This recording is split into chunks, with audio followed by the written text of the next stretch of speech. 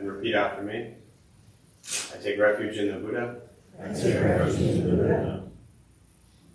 I take refuge in the Dharma. I take refuge in the Dharma. I take refuge in the Sangha. I take refuge in the Sangha. Keeping the palms joined.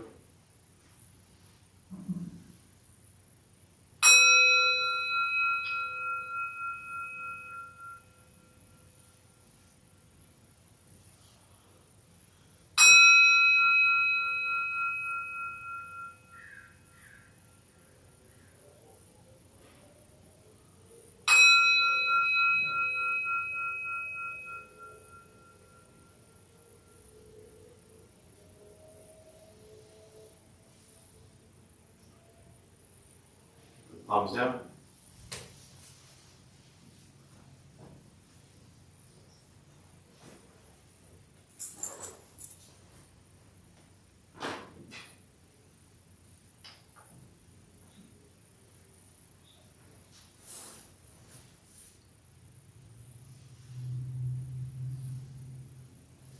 All right, good morning, everybody. Nice to see you all. Thank you for showing up. Anyone here for the first time? So I don't have to worry about being so nice. Because y'all know how nice I am with new people. So much nicer than normal. Those who keep showing up, why? Why do you show up? What's the reason for being here? One of the reasons is Sangha.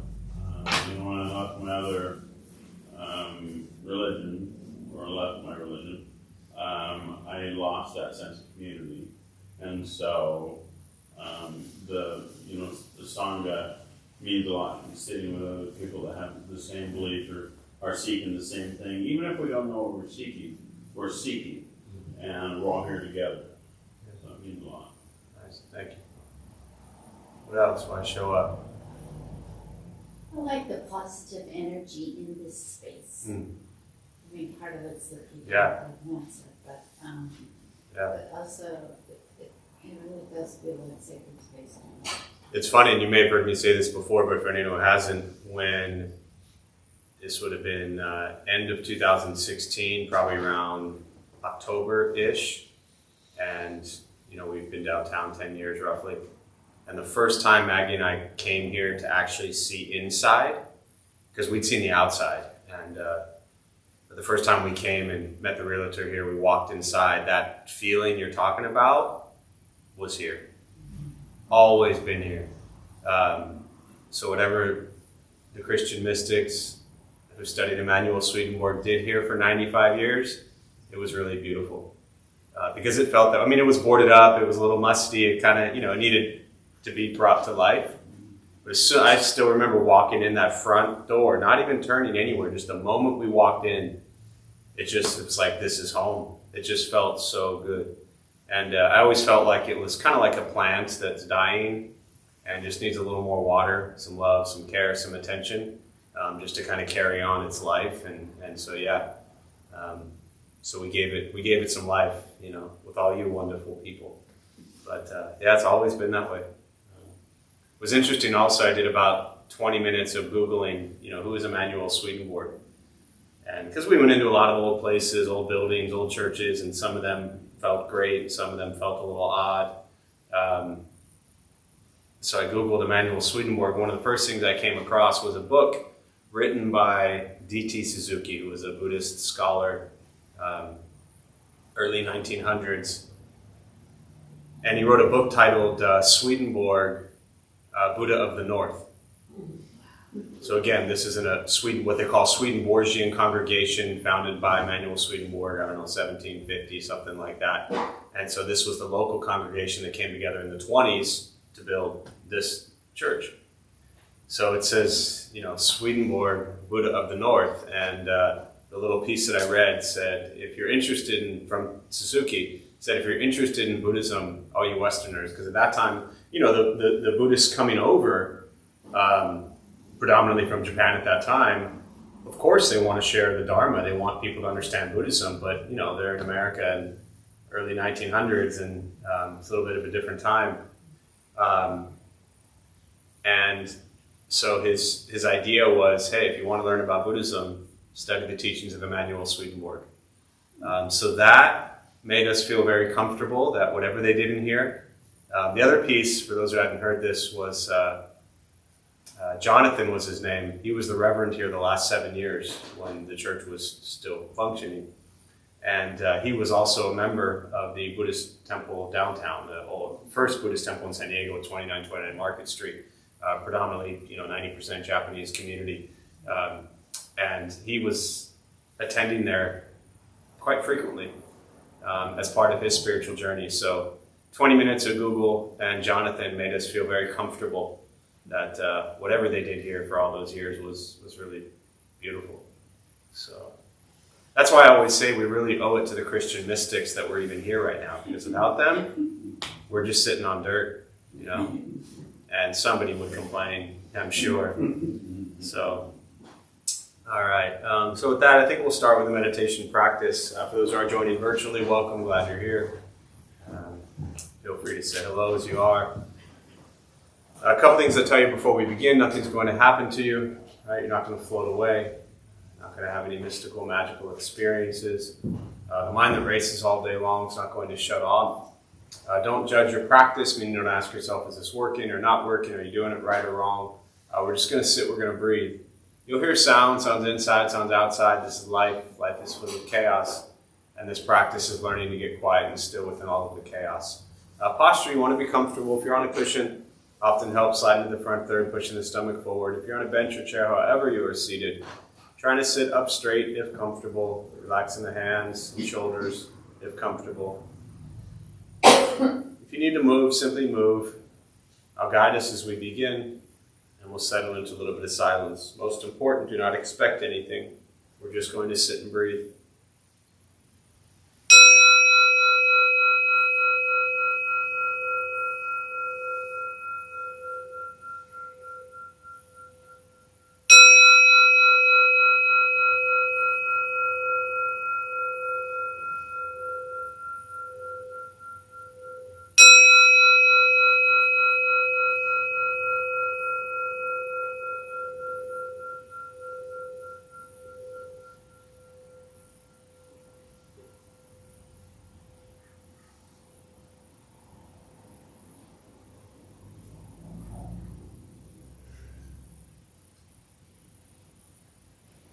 And starting with the eyes closed if comfortable, or slightly open.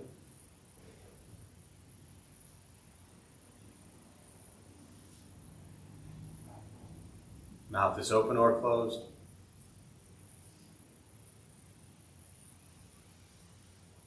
We'll start with taking 3 deep breaths, slowly.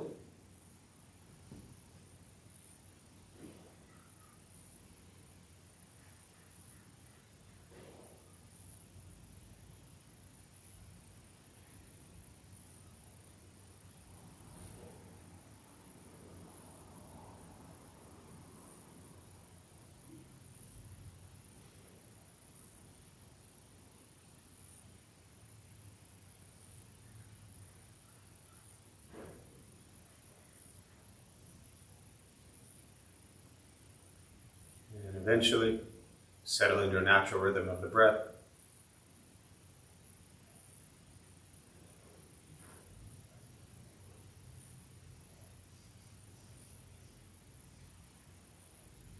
Noticing the mind as it wanders, jumping from thought to thought.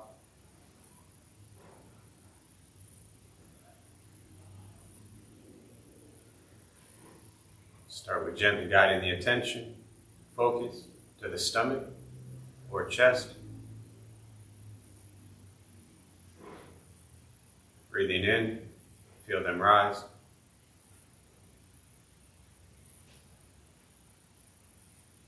Breathing out, they fall.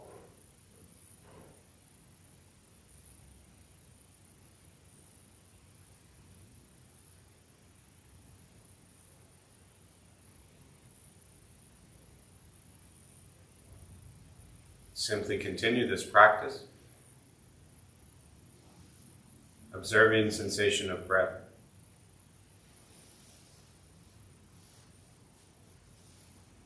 Expecting nothing but to sit and breathe.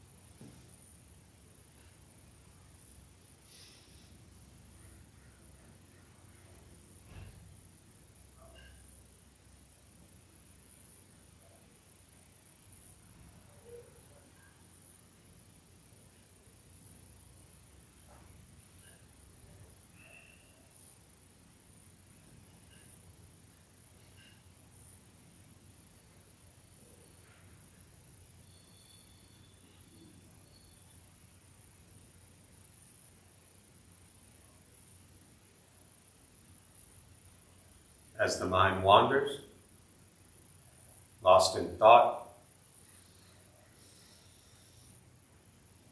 recognize it.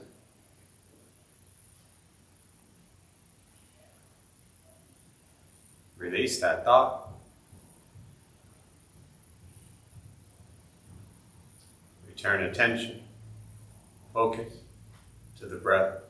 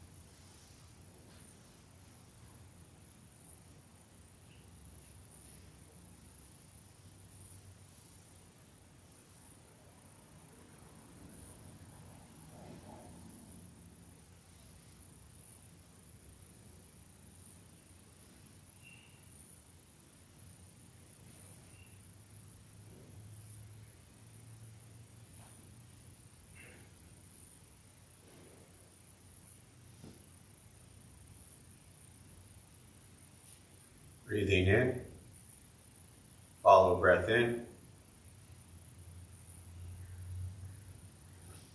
Breathing out, follow breath out.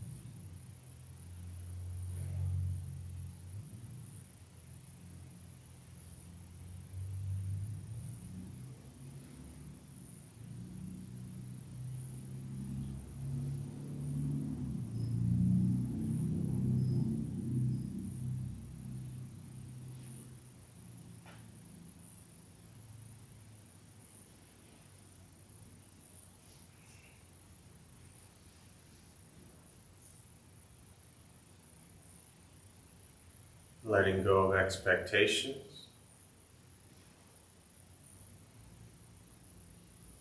Letting go of judgments from your practice. Just sitting. Breathing.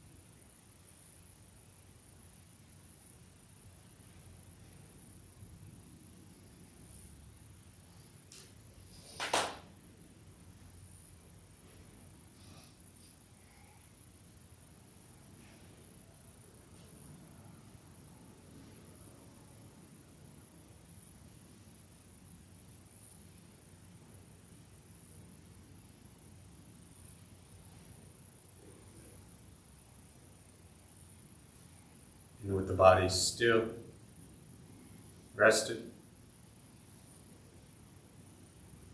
and the speech quiet, aware of all sounds, and the mind learning to settle. Know what it's like to just sit and breathe.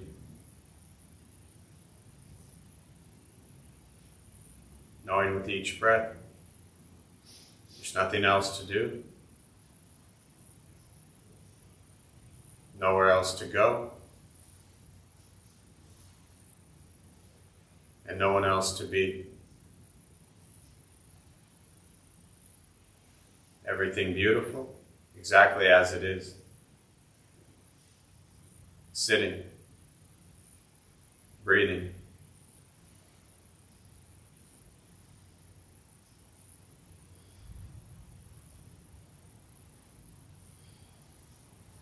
Once again, taking 3 deep breaths slowly.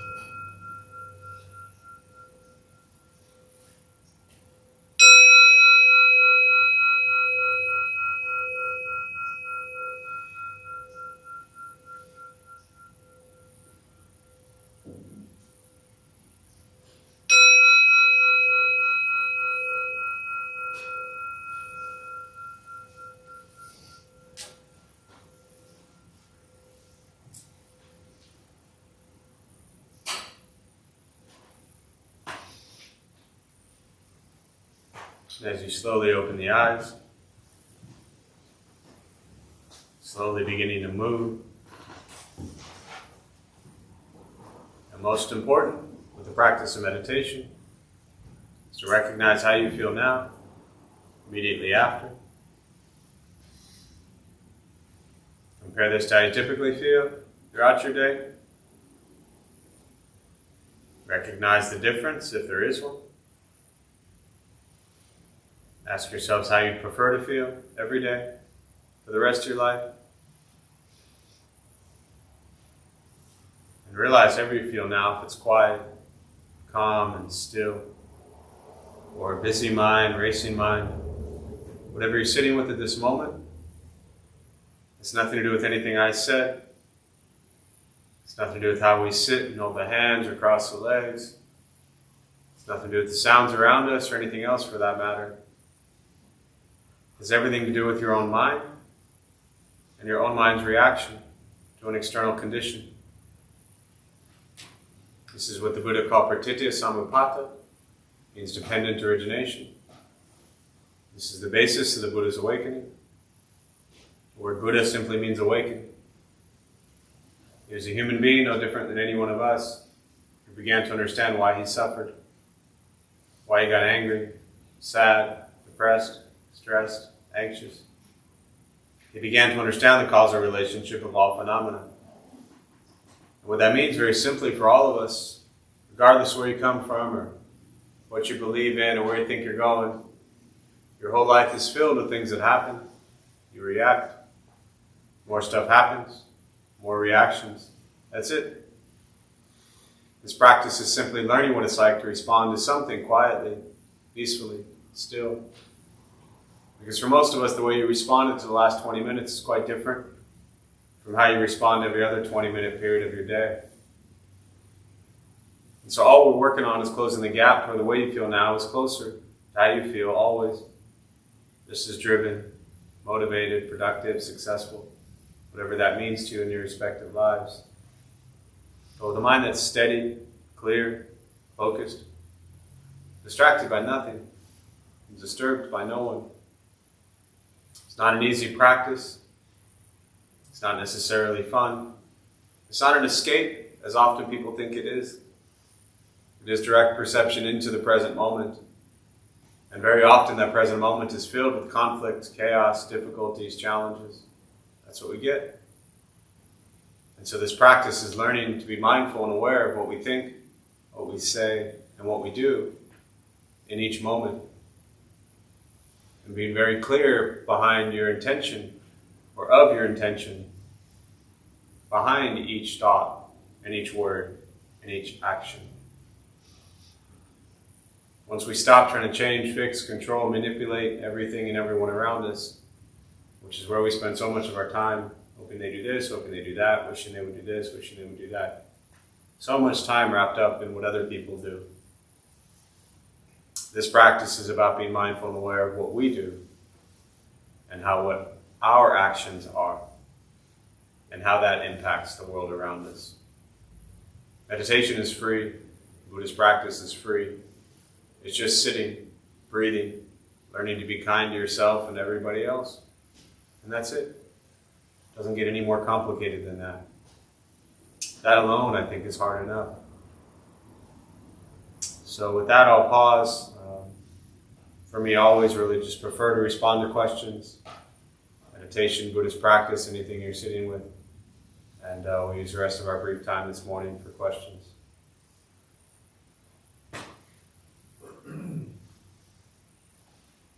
And to those who are joining virtually, again, welcome. Glad you're here. Thanks for showing up. Feel free as you are to say hello. If you have any questions, you can put them on the chat box, and I'll do my best to respond. All three at once. Go ahead. In the back there.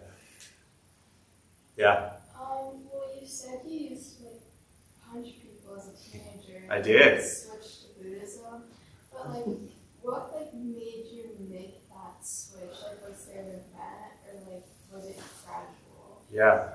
You're the same one who asked about Zen 2 weeks ago, right? Yeah. I've been talking about you for the last 2 weeks, just so you know. It allowed me to expand on so many other things that people don't understand around these teachings. Or even just, no, I shouldn't say don't understand, but just kind of a misinterpretation of certain words. So your question was how I talk about how I used to punch people when I was a teenager, and then what made me switch to Buddhism. Was there an event or something that made me switch, right? So to sum it up, yes and no, as far as there being an event. There were a series of things that happened, and then kind of one event that happened, which I'll share, but I want to try to sum up the series of events to put it into context. So, yeah, as a kid, as a teenager, really angry, depressed, lots of fights, lots of trouble. Sports was a good outlet for me, but that was also just a real aggressive place, so a lot of my fights literally were there. I probably got kicked out of as many games as I was in. And so then high school, a lot of anger. College got a little bit better, and by college I really, for the most part, stopped punching people. I think I spent 4 years. I graduated in 4 years. I'm trying to think if I punched anyone in college. One time, and again that was through sports. We were playing, softball, I literally got into a rundown in between the base, and the guy threw the ball at me, and I punched him. But I think that was the only time in college that I actually hit anybody. So the punching people pretty much stopped after high school. Maybe later in my 20s, mid-late 20s, probably got into a fight or two at some bar here or there. But for the most part, just the beating people up stopped.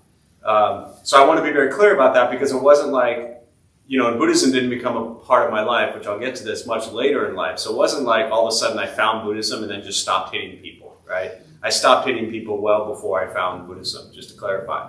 And so then after college, the actions changed, as far as being the aggression and kind of physically. But the anger and sadness and depression was still there. So that was the root of what led to fights, right? It's different for everybody, and different way we act out on certain things. but for me it was anger and depression. So that was still there into, mid-late 20s. And then in 2003, as far as how kind of the Buddhist journey started, my best friend since 13 years old, Kristen, said, "Hey Jeff, do you want to go check out a Buddhist temple?" When I was in college at the age of 20, I got introduced to Buddhism. We had to read Intro to Zen by, who I mentioned earlier, D.T. Suzuki. So I was 20 years old, I'm in college, I read this book. It didn't make much sense to me. If you've ever read Intro to Zen or any Zen, it doesn't make sense, but that was really, for me, kind of the point, was it made no sense, but I was really into it. And something about it, as a college kid, really drew my mind. I was really attracted to kind of learning about Zen and Buddhism, but I was also just a 20-year-old college kid living college life, so it wasn't like I was living some Buddhist lifestyle at all. So that kind of continued my interest in reading Buddhism and Zen stuff until 2003. That time I'm 28 years old, and Kristen said, "Jeff, you always talk about being Buddhist, but you've never even been to a Buddhist temple. Do you want to go check one out?" She had to go for a religious studies class she was taking at San Diego State. So we went to Shifang Temple, which is the temple I always talk about, right down the street. And I'll never forget, I walked in, I sat down, and I was in the front row, literally that seat, and I was looking up at this big Bodhisattva statue of, I think it was the Kuan Yin, and I just sitting there, the whole world just fell off my shoulders. All the anger, all the pressure, all the whatever it was that I put on myself just melted away. It was the craziest experience. The service that we went to was in Mandarin Chinese, so I didn't understand anything. I had no idea what was being said. We were bowing, we were chanting. They gave us stuff to kind of read phonetically in English so I could follow along. And I just sat there and did a meditation. And all of a sudden, I had been healed, And so I talked to the nun after, Venerable Yizhe, and she was a Taiwanese Buddhist nun who'd been running the temple here for about 10 years. And I said, "I'll be back tomorrow." This gets closer to the event. And 6 months go by, I never went back.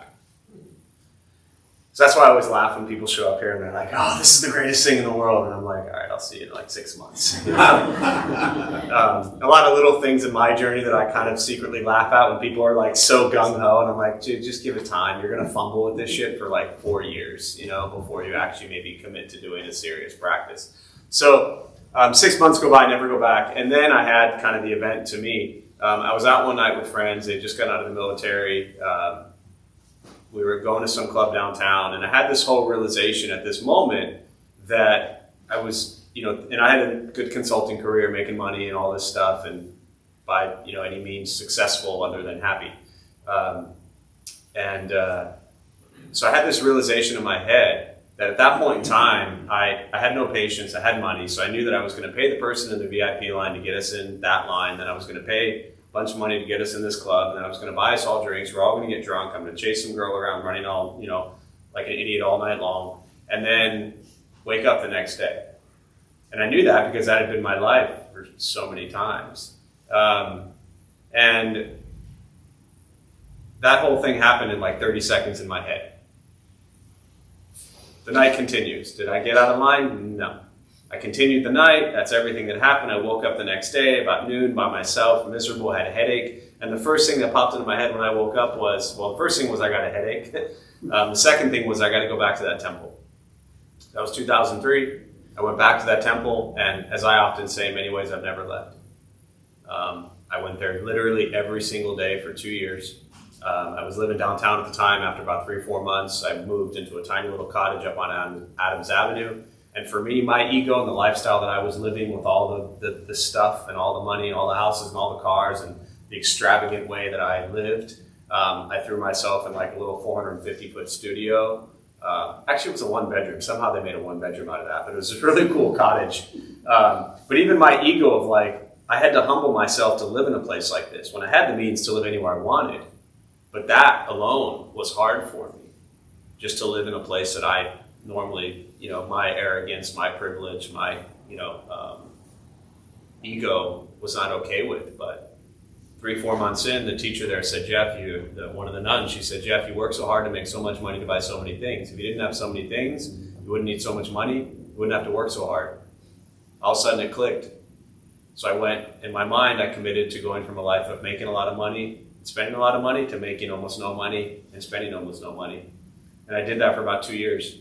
And I went from making X to spending X to, I got it down to where I was making $1,000 a month and spending $1,000 a month.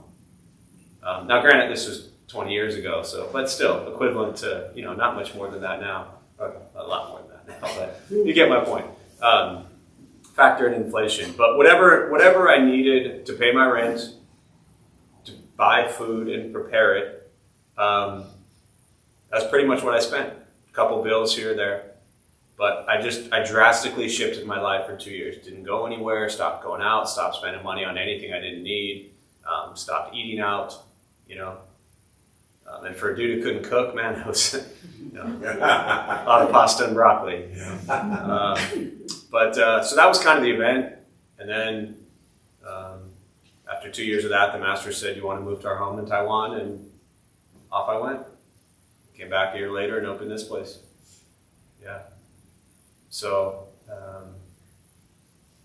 kind of the anger, the aggression, the depression, things like that, it's not as if like one thing happens. I'm not an addict. I've never been a drug addict or alcoholic. I've done just about everything out there, but I've never been an addict, so I can identify with that, to where people say like they hit rock bottom and there was one moment where their life fell apart and then they had to change. No, my life was good. My life was great. I just was miserable. Yeah. So that's the short story. Hey, this is just a continued question. Yeah. When you came back and you decided to follow this this way of doing things, setting up setting up a Buddhist temple, was that difficult in the beginning? Or? You mean less difficult than it is now? Yes. No, it was easier then. Okay. Oh yeah, it's 1,000 times harder now. Okay. Easily. I enjoy it. I love every moment of it, but it's 1,000 times harder now than it was. Yeah, I could see that. Back then.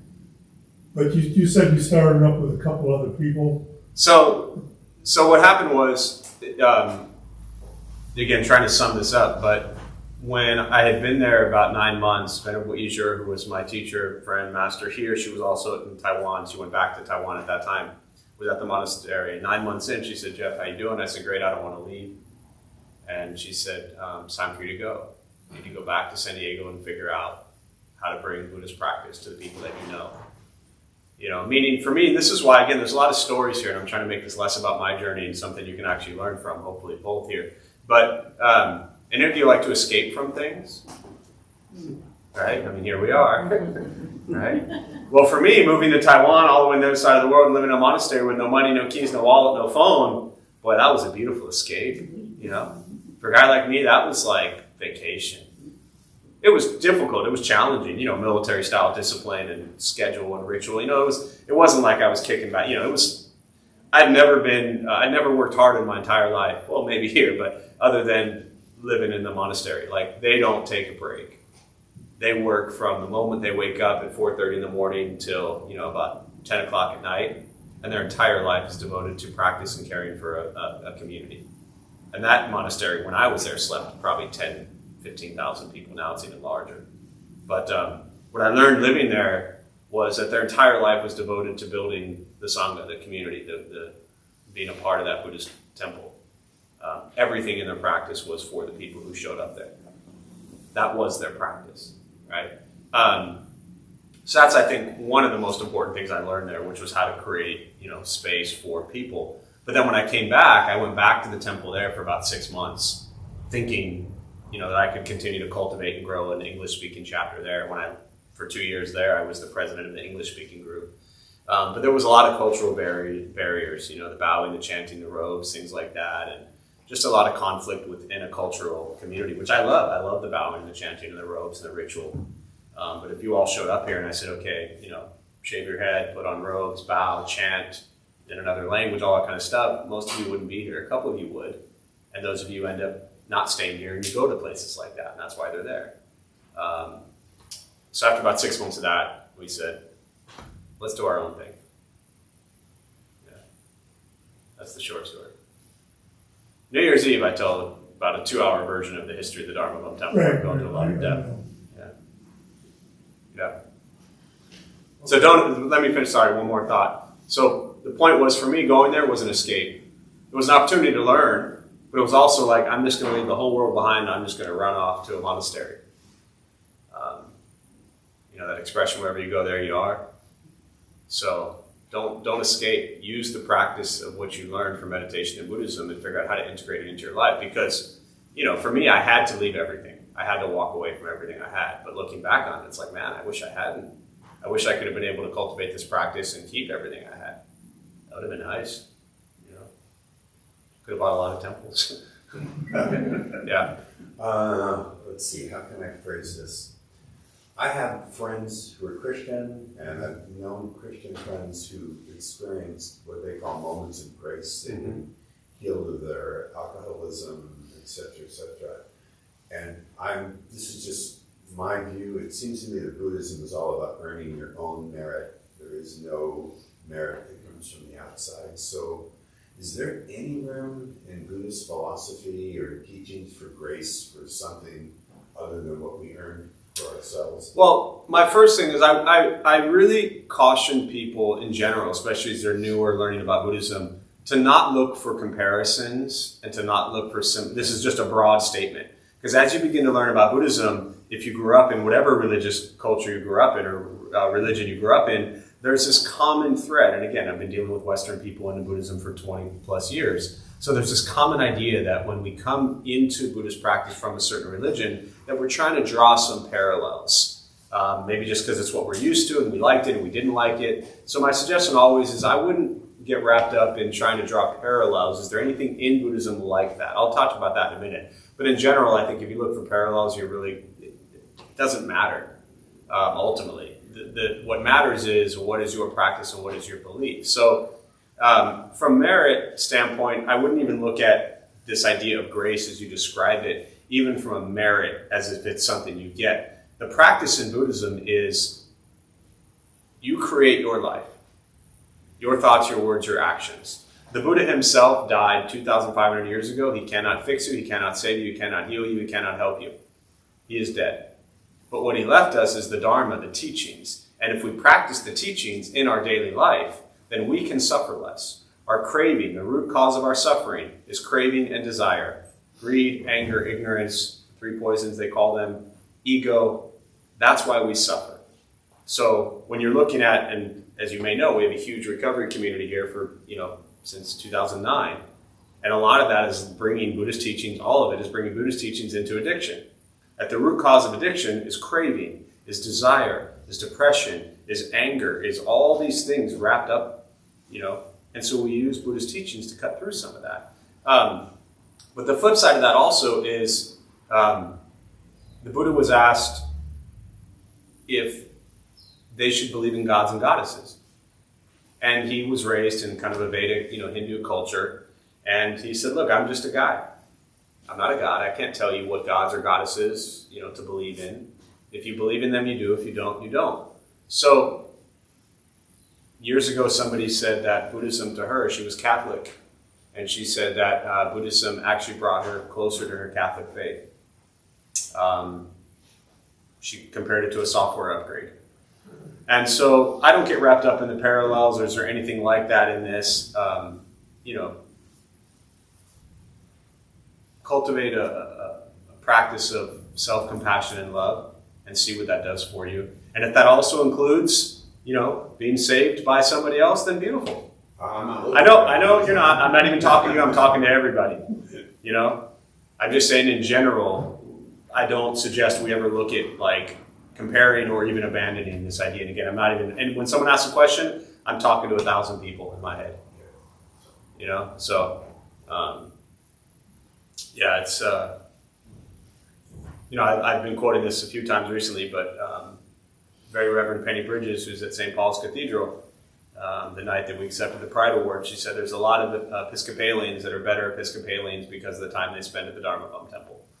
And I thought that was a beautiful, again, another example of how you can bring the practice of loving kindness, compassion into whatever beliefs you have or don't have. Yeah. What else?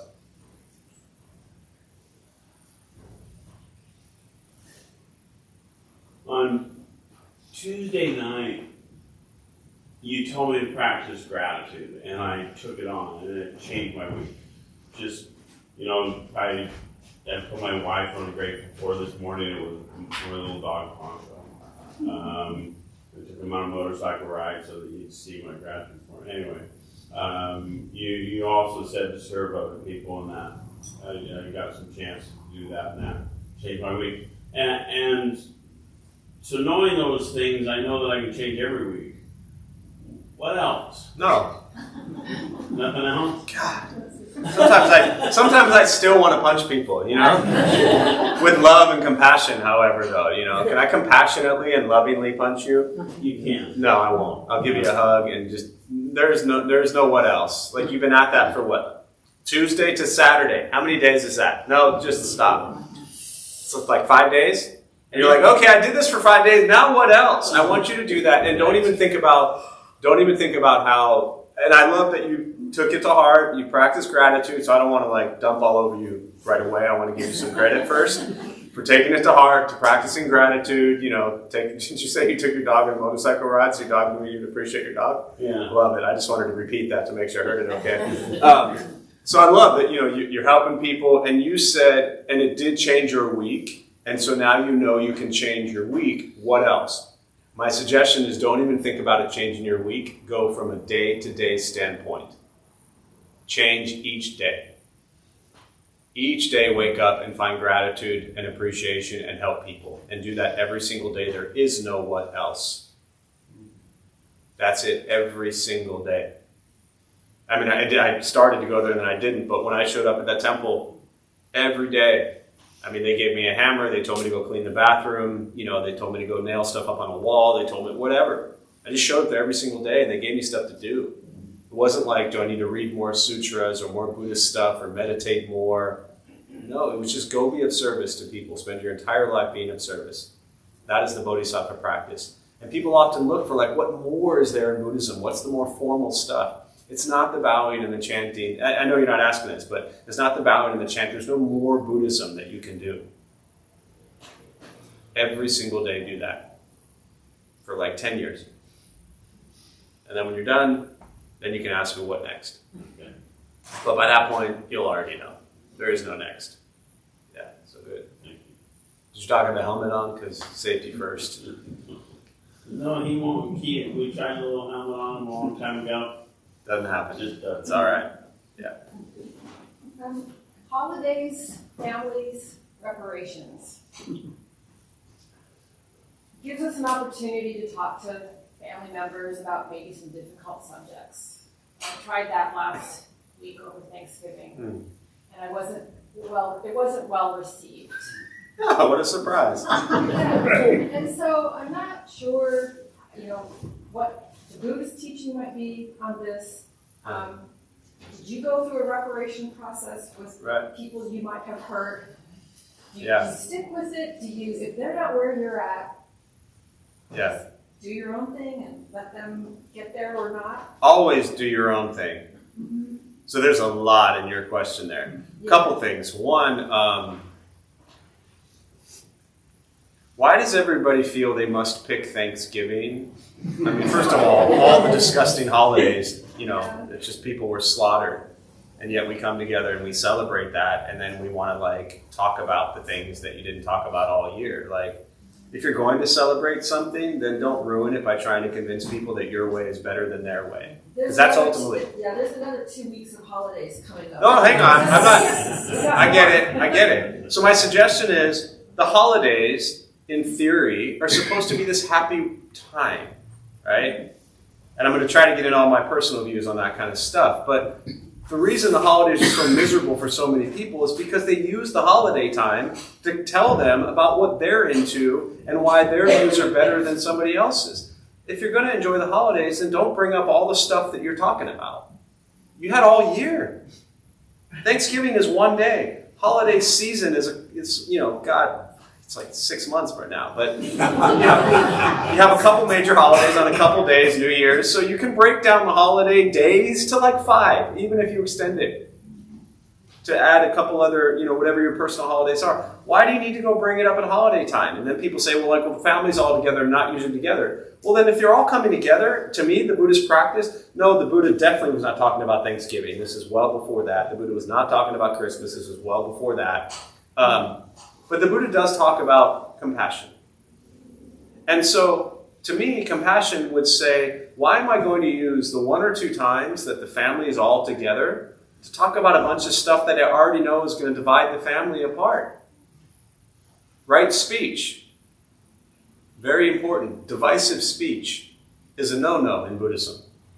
So as soon as you sit around the table and you start bringing up all the stuff that you already know people aren't going to agree with you, what? Talk about whatever. Talk about the turkey you just slaughtered. The people, the thousands of people that got their entire civilization destroyed. So we could all sit around the table and celebrate it. But all your personal stuff, the second thing, and again, you didn't say this, but this is for everybody. Always caution people about what I call Buddhist arrogance. Because something that you said at the end was like, well, if they're not ready for it yet, you're kind of bordering on, well, I have now evolved into my spiritual journey, and they haven't. Therefore, what you're running the risk of thinking is that you're better than they are. And you are thinking that.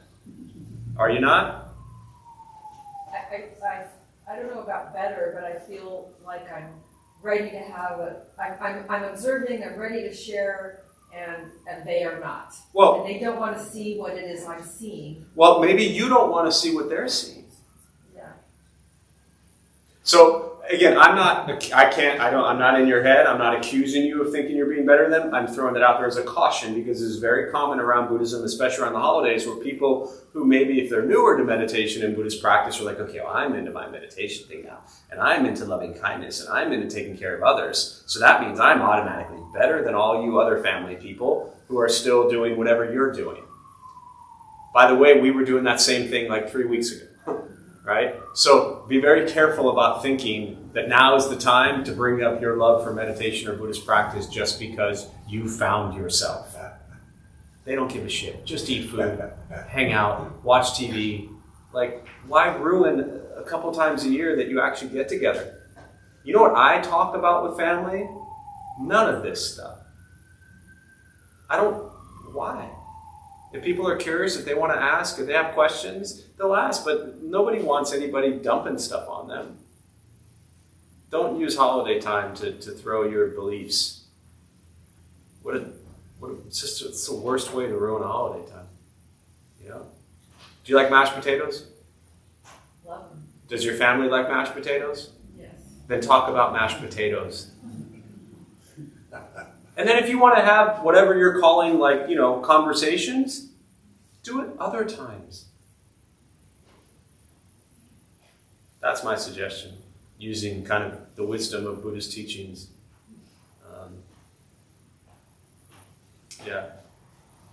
People make the holidays very unpleasant because they use it as an opportunity to tell everybody what they think is right. You got 360 other days that you could do that. You know? And you wonder why everybody dreads coming together around holiday time, because they know what's coming. Oh, there's my Buddhist cousin. They're going to make me feel bad for eating chicken or turkey. No. No need. There's no wisdom or compassion in any of that. To me, again, I'm just talking about from me going through this for the first 2 years. I remember telling my mother, my mother has literally, you get it, right? And literally prepared every single meal our entire family has eaten our entire life for the most part. And yet I got all Buddhist. And she was chopping something. And I had just come back from some Buddhist retreat thing and they talked about not wasting food. And I told my mother she could use the ends of the tomatoes or whatever because it was wasteful to throw it away. Like, how arrogant is that? You know? What, I think my Buddhism is better than her motherhood? No. She knows nothing about Buddhism, and she is the greatest Buddhist I've ever known in my entire life. Yeah, so. Some people have to work really hard to be Buddhist. Some people just are. Most of us in this room, I don't want to say all of us in case somebody is just there already, but most of us in this room, we have to work really hard at it. Some people just get it, you know? And it has nothing to do with being Buddhist. So, what else? We'll do one more before we close. Yeah. So reactions. Two more. Reactions to things. I know that's a big part of it. Yeah. And when you're sitting across the table from someone who's saying something completely opposite of what you believe, how do you just let that go? Yeah. These mashed potatoes are good, man. You want some more gravy? Mashed potatoes. When they are doing that, right, ask yourself, what is actually being challenged right now? Your what? Your beliefs, your beliefs too, but your ego, your pride, your views. And I'm not suggesting for those who are maybe newer to this, the Buddhist practice is not about being silent. So I'm not throwing, you know, to me, Buddhist practice is very engaged, very aggressive, very passionate, fight for your beliefs. But know your settings, right? I mean, there's so many social injustices in the world, and we should fight for all of them, I believe, using Buddhist teachings. I also believe that we should do that without being angry and hating the people that we disagree with. At the dinner table, Thanksgiving dinner, and cousin whoever is sharing their views and you disagree with them, take a step back and say, is this really the moment to start this battle with everybody there? Probably not. And again, I'm not suggesting that you ignore it, or that you don't maybe choose a different opportunity to bring it up or discuss it. But your question of how, like how in that moment to just kind of sit with it, eat mashed potatoes and breathe. Right? When we're doing meditation practice, you heard sounds, yeah? You heard noises, you heard movement. Did you get up and move anywhere? No? If a phone rang, did you go answer it? If a car alarm went off, did you go out there and shut it off? If you had to pee, did you get up and go pee? No. What did you do? You sat with it. This is why we practice meditation. So when you're at the dinner table and somebody's pissing you off, which they will, you can determine and ask yourself, should I respond or should I sit with this? You know, you can count to 3 in your head. 1, 2, 3. Slower. So, or 100. Yeah, just keep counting. You know, and again, and then there's times where like, no, I want to say something. So say something, but say something from a place of love and compassion, not from judgment and anger and hatred. Yeah, good luck. Yeah, last one. So I've heard a little bit of your history before. Yeah. A little bit more today. Yeah. And all that. And the journey that you've been on is pretty impressive in the way you were before. Are you happy? Yeah, I mean, I don't even seek yet. To answer your question, am I happy? Yes. But I'm not seeking happiness at all.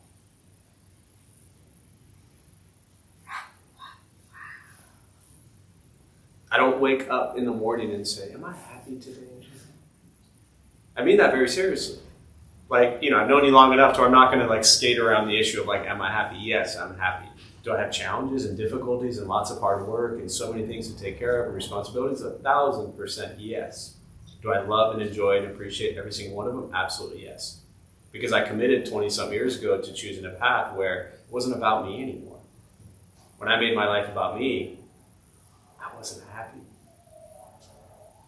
People mistake happiness for, I think, again, this isn't addressing your question, but just in general, I think often people mistake happiness for like the equivalent of like a bubble bath or a day spa or some retreat, you know, in,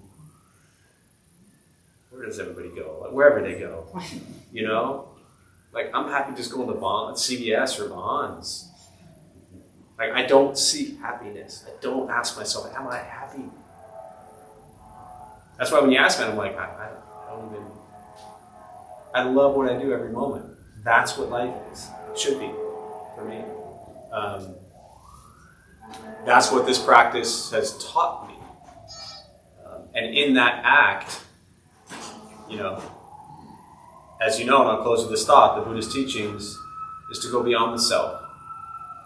I'm not saying I'm there. I don't want this to sound like I'm there. But the question of I am, to say I am happy, I am unhappy, is giving rise to me as if I deserve something. The practice of non-self. One of my dear friends, a monk in Taiwan, I'll show it to you, and I still have it. It's always been above, either in wherever, but a desk or somewhere in our office or something like that. There are all these crazy adventures. And it's a skeleton sitting in a meditation pose. And it's got the Bodhisattva Path on it, on the back, but it says, "Who am I?" So, I am is just not a question I ponder.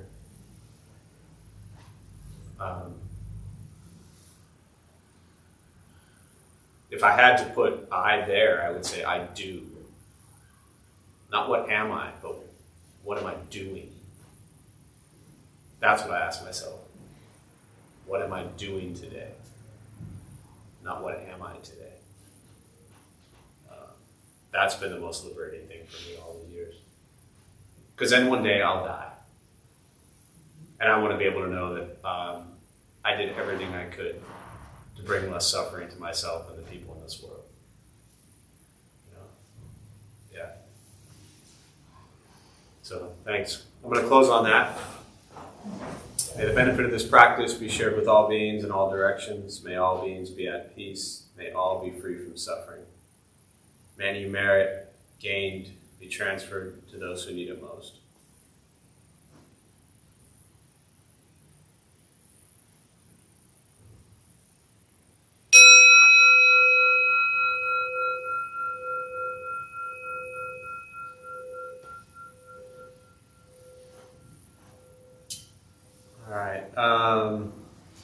Went a little bit late, so I went to the whole announcement today. I think you've all heard it before anyways, but I just want to point out, since we are in the holiday season and people tend to ignore everything I just said, and people tend to be more stressed and anxious during the holiday time, our schedule is as normal. We don't have like closed hours or anything like that, so whatever our normal schedule is, class schedule is, that still exists.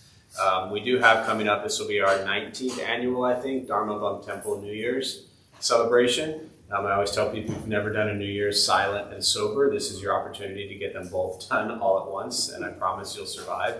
The entire night is not silent, but at 7 o'clock we do a vegetarian potluck. At 9 o'clock I do a history of the Dharma Bum Temple, and that's where you get kind of the 2-hour tour. And then at about 11:40 we gather in here and we do a silent meditation going into midnight. So some people come at 7 and they're at home in a bed by 9 o'clock. Some people come at 9, some people come at 11, just stay for meditation, doesn't matter. So you're all welcome at any point in time throughout the evening. But the silent meditation at midnight is really special. It was cool downtown when we were in the loft at 2nd and Market, so like literally 3 blocks outside the gas lamp, which is definitely not quiet at meditation, or at midnight. And so we started meditation like 20 minutes in, you'd hear the whole city explode. And then the first year here, like midnight hit, we didn't hear a peep, so I didn't even know if it had been midnight yet. And then we heard like one random neighbor scream, and so we knew it was. So honestly, it's not quite as fun here as it was downtown, but it's still a cool experience. So